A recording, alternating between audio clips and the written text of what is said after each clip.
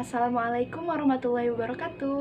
Kembali lagi di channel saya Noviara Indriani kelas 12 IPA 2. Kali ini saya akan mempresentasikan laporan cara membuat miniatur DNA. Sebelum nonton jangan lupa subscribe ya. Selamat menonton. Pendahuluan.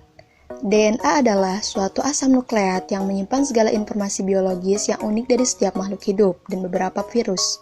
Segmen DNA yang membawa informasi genetik ini disebut gen, tetapi urutan DNA lain yang memiliki tujuan struktural atau terlibat dalam mengatur penggunaan informasi genetik.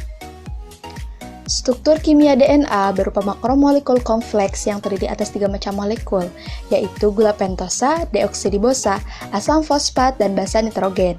Basa nitrogen DNA terdiri dari golongan purin, yaitu adenin dan guanin, serta golongan pirimidin, yaitu timin dan sitosin. Pada DNA, basa nitrogen purin dan pirimidin selalu berikatan, yang dihubungkan dengan ikatan hidrogen. Ada 2 ikatan hidrogen yang menghubungkan basa adenin dengan timin atau urasil. Adapun 3 ikatan hidrogen yang menghubungkan basa guanin dengan sitosin. Alat dan bahan. 1. Manik-manik dengan 4 warna yang berbeda. 2.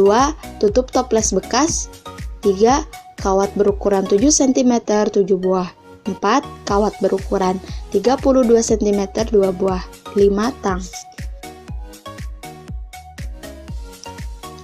Cara kerja. 1. Siapkan alat dan bahan yang telah disediakan. Kedua, masukkan manik-manik sesuai warna yang diinginkan ke dalam kawat berukuran 7 cm. Ulangi sehingga mendapatkan 7 buah. Kemudian, lilit ujung-ujung setiap kawatnya. Ketiga, masukkan manik-manik 4 butir selang-seling dengan memasukkan lilitan pada kawat yang berukuran 32 cm sehingga membentuk tangga. 4. Masukkan ujung-ujung kawat yang telah dililit ke dalam tutup toples yang sudah dibolongi, kemudian lilit kawat di bawahnya sehingga seimbang dan rata. Pembahasan. Sintesis protein adalah pembentukan protein dari asam amino. Sintesis protein melibatkan DNA, RNA, dan ribosom. Sintesis protein dilakukan melalui 2 tahap, yaitu tahap transkripsi dan tahap translasi. 1. Tahap transkripsi. Proses transkripsi sesuai namanya merupakan proses pencetakan atau penulisan ulang DNA ke dalam mRNA atau kodon. Proses ini terjadi di dalam nukleus. Pada tahap ini, setiap basa nitrogen DNA dikodekan ke dalam basa nitrogen RNA.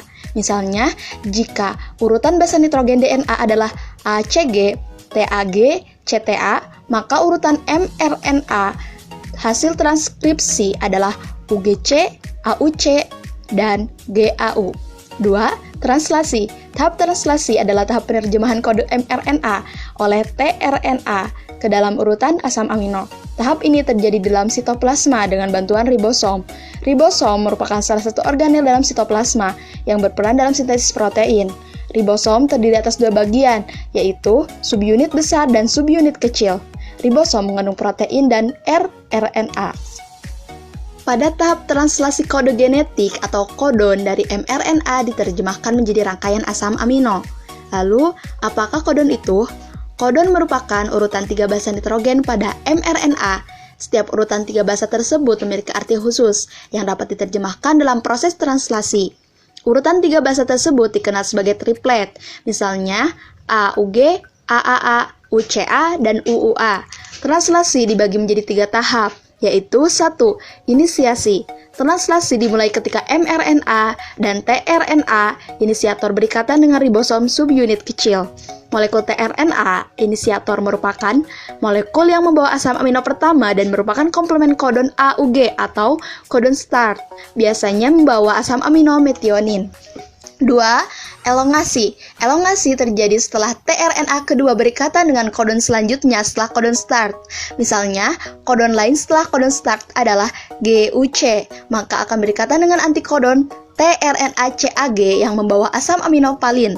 Kedua asam amino metionin dan palin akan berikatan dengan bantuan enzim peptidyl transferase. 3. Terminasi. Translasi terhenti ketika ribosom mencapai kodon stop atau mRNA. Kodon stop yang dimaksud dengan UAA, UAG, dan UGA Codon stop tidak berikatan dengan tRNA, namun ia berikatan dengan protein khusus yang disebut dengan relase faktor atau faktor plus-plus. Dari proses inisiasi, elongasi, dan terminasi tersusun berbagai macam asam amino yang disebut sebagai protein atau polipeptida. Kesimpulan dari pembahasan tadi, maka dapat dijelaskan bahwa langkah-langkah sintesis protein sebagai berikut. 1. DNA melakukan transkripsi atau mencetak RND untuk membawa kode-kode membentuk protein berdasarkan pada urutan basa nitrogennya. Kedua, RNAD melepas diri dari DNA dan membawa kode-kode genetik atau kodon keluar dari nukleus menuju ke ribosom di dalam sitoplasma. RNAD bertindak sebagai cetakan atau matriks. Di dalam ribosom ini, RNAD melekat pada RNA ribosom atau RNAR. 3. RNAT yang ada dalam sitoplasma datang dengan membawa asam amino yang selesai dengan kode-kode yang dibawa oleh RNAD. RNAT ini melekat berpasangan dengan RNAD sesuai dengan pasangan-pasangan basa nitrogennya atau dengan triple RNAT. 4. Asam-asam amino yang dibawa oleh RNAT akan saling bergandengan dengan membentuk rangkaian rantai polipeptida sampai terbentuk protein yang diharapkan di dalam ribosom. Dan ini hasil dari pembuatan miniatur DNA-nya. Sekian dan terima kasih. Mohon maaf bila ada kesalahan karena saya masih tahap pembelajaran.